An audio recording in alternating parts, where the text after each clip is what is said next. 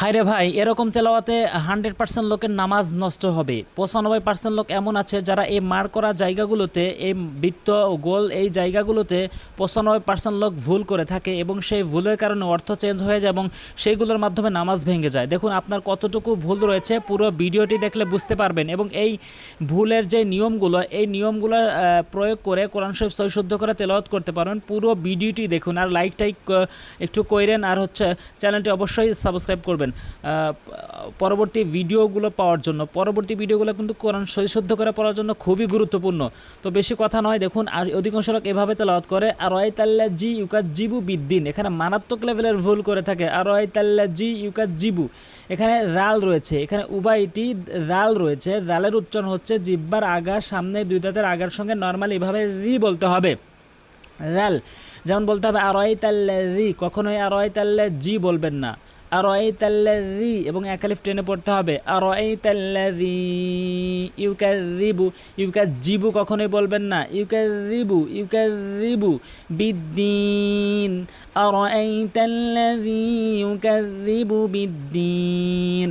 ফাযালিকাল্লাযী, অধিকাংশ লোক ফাযালিকাল্লাযী ইয়াদুল ইয়াতীম, ফাযালিকাল্লাযী ইয়াদুল ইয়াতীম এভাবে তেলাওয়াত করে, কখনো এভাবে করবেন না। এখানে তিনটে মারাত্মক লেভেলের ভুল রয়েছে। প্রথমটি হচ্ছে অধিকাংশ লোক ফাজা বলে, এখানে রালের উচ্চারণ এবং একালিফ টেনে পড়তে হবে। রালের উচ্চারণ হচ্ছে জিব্বার আগা, সামনে দুই দাঁতের আগার সঙ্গে লাগিয়ে ফাজা, ফাজা, ফাজা নয়, ফাজা, ফাজা।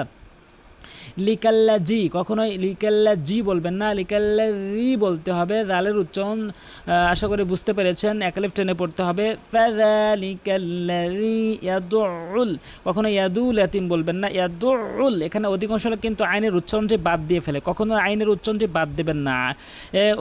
এখানে চাপ দিয়ে ভর দিয়ে তাসদীদের উচ্চারণ হিসাবে উচ্চারণ করবেন, যেমন ইয়াদউল, ইয়াদউল, ইয়াদউল ইয়াতীম।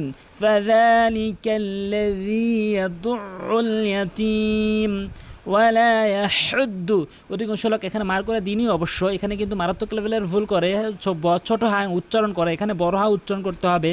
ইয়াহুদ্দু, ইয়াহুদ্দু আলা, আলা তো আ, অধিকাংশ লোক আলা তো আ, আলা তো আ এভাবে বলতে হবে আলা তো আ, আলা তো আমিল মিসকিন। ফাওয়াইনুল লিল মুসাল্লিন, এখানে কিন্তু সাতের উচ্চারণ করতে হবে। ফাওয়াইনুল লিল মুসাল্লিন আল্লাযীনা হুম আন, এখানে মার্ক করে দেওয়ার কারণ হচ্ছে অধিকাংশ লোক আন সলাতিহিম বলে, আন সলাতিহিম কখনোই বলতে পারবেন না, বলতে হবে আন সলাতিহিম, আন সলাতিহিম সাহুন। এই আইনটি কিন্তু নাকের ভিতর নিয়ে ইকফা হাকিকের নিয়ম যে রয়েছে সেই নিয়ম অনুযায়ী নাকের ভিতর নিয়ে পড়তে হবে, গুণনা করতে হবে আং, আং। এরপরে আল্লাযীনা হুম ইউরাউন, এখানে কিন্তু র অবশ্যই 4 আলিফ টেনে পড়তে হবে। যে হরফের উপর এরকম মোটা চিহ্ন দেখবেন অবশ্যই সে হরফকে 4 আলিফ করে টেনে টেনে পড়বেন। এরপরে ওয়ায়ামনাউনাল মাউন, এখানে মারাত্মক লেভেলের ভুল হচ্ছে যে এখানে আইন যা রয়েছে আইনের উচ্চারণটি করে না, হামজার উচ্চারণ করে, আইনের উচ্চারণ করতে হবে হলকের মাঝখান থেকে, তাহলে শুদ্ধ উচ্চারণ হবে। ওয়ায়ামনাউ, ওয়ায়ামনাউ, ওয়ায়ামনাউ নাল মাউন, ওয়ায়ামনাউ নাল মাউন, কখনোই ওয়ায়ামনাউ নাল মাউন এভাবে বলবেন না, বলবেন হচ্ছে ওয়ায়ামনাউ নাল মাউন।